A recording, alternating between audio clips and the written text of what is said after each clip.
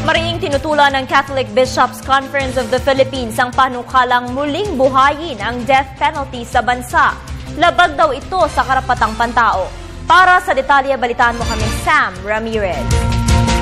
Tutol ang Catholic Bishop Conference of the Philippines sa ni Senator Vicente Sotto na ibalik ang parusang kamatayan o death penalty bilang tugon sa nakakabahalang pagtaas ng mga heinous crime sa bansa, gaya ng panggagahasa. Giit ng CBCP, labag ang death penalty sa karapatang pantao. Problema din daw ang di umano'y hindi maayos na criminal justice system ng bansa.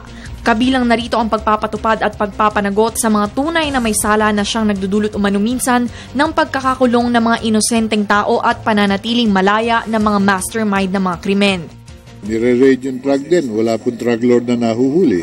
Ang mga drug lord nakakawala. Mahinang-mahina ang ating criminal justice system at mahinang-mahina ang level ng performance ng ating kapulisan. Imbis na magdagdag pa ng mga batas, ayon kay Archbishop Oscar Cruz, dapat tutukan na lamang ang pagsasaayos at paglilinis sa sistema. Ay, hindi natin kailangan na. Ang dami ng batas eh. Ang problema hindi sinusunod. It is not legislation that is lacking.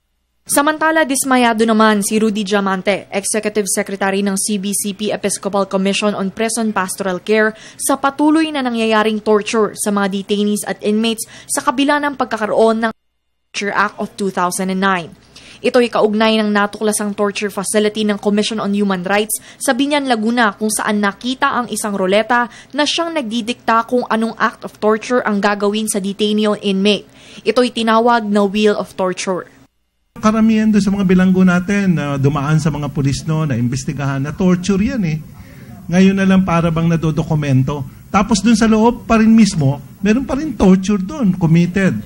Despite the passage nung ating yung Anti-Torture Act. Para sa Telebisyon ng Bayan, Sam Ramirez.